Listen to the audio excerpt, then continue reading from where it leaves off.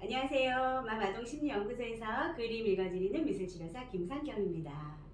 오늘은 여러분들에게 6살 여자 유아의 그림을 읽어드리려고 하는데요. 이 유아는요, 자기의 속마음을 이야기하지 않고요. 평상시에도 엄마 보고 싶어요만 반복적으로 이야기하는 그런 유아라고 합니다. 예, 저도 처음 만난 유아인데요. 등원할 때 그렇게 우는데 또 막상 친구들하고 어울려 놀 때는 언제 울었냐 그렇게 많이 그렇게 자연스럽게 잘 노는 유아예요. 그러면 이제 선생님 입장에서는 억울하시겠죠. 아이가 적응을 못하나 왜 이렇게 맨날 울지? 그런데 놀긴 잘 놀아요. 그런 유아가 의외로 많답니다. 그래서 그 의외로 많은 유아 중에 한 명을 오늘 여러분들에게 소개를 하고요.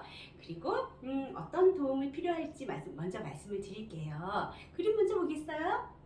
커다란 도화지에 사람만 하나 그려있는 비하인드를 말씀드리면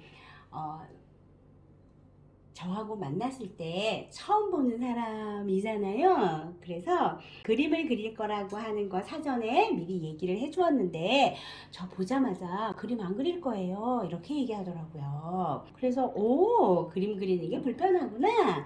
그럼 안 그리고 싶으면 안 그려도 괜찮아. 그림 안 그리고 싶지만 선생님이 크레파스하고 도화지는 그냥 여기 놔둘 거야 라고 얘기를 하고, 그리고 이제 이름도 물어보고 뭐 이런저런 이야기를 했어요. 그런데 어느 틈엔가 크레파스를 잡고 자기가 그림을 그리기 시작을 하더라고요.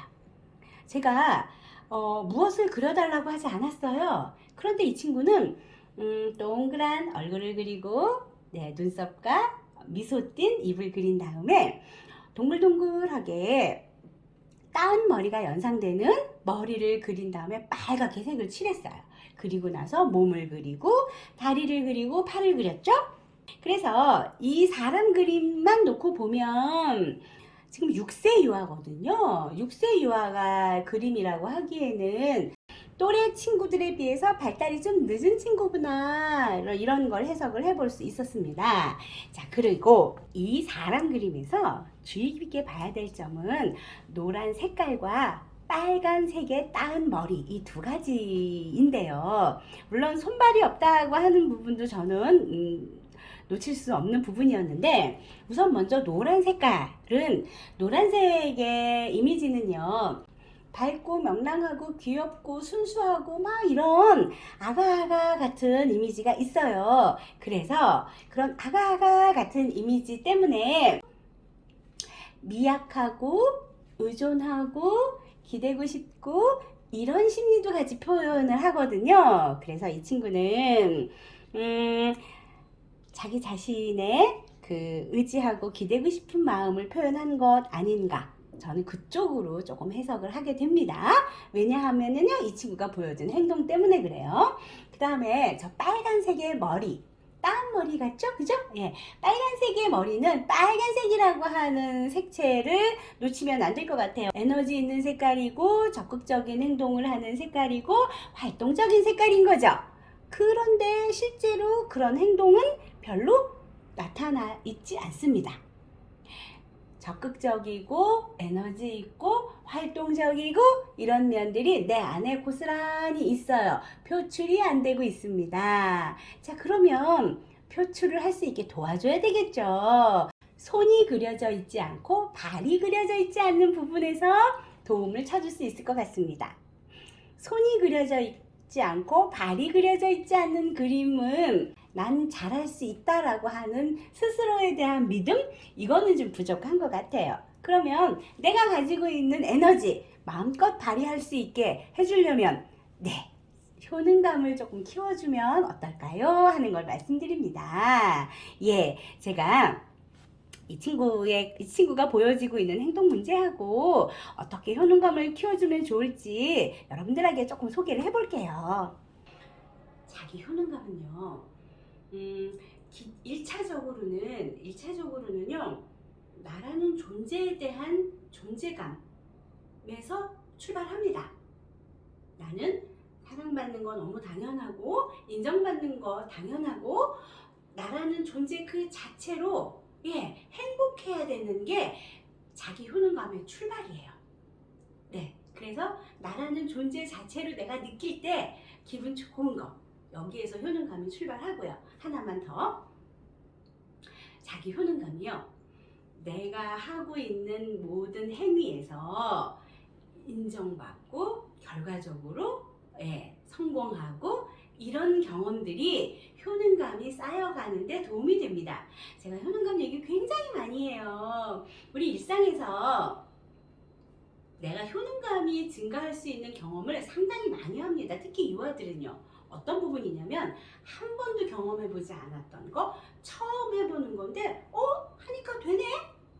이렇게 하는 거구나. 이렇게 하니까 되는구나 하는 경험들을 우리 유아들은 일상에서 어른들이 생각하는 것보다 훨씬 더 많은 상황에서 경험을 하게 돼요. 어른들 입장에서는 당연하게 느껴지지만 유아들의 입장에서는 처음인데?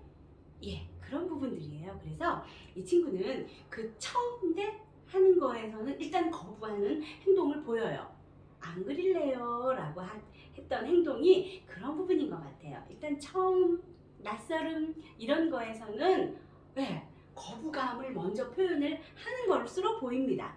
그런데 그거는 문제 있는 행동이라기보다는 일견 불안을 자기 나름대로 극복하는 하나의 방법으로 쓰고 있는 거예요. 네, 일단 거부부터 하고 그리고 나서 조금 안정을 되찾은 다음에 다시 내가 수용하는 그런 방법을 쓰는 거기 때문에 이 유아는요.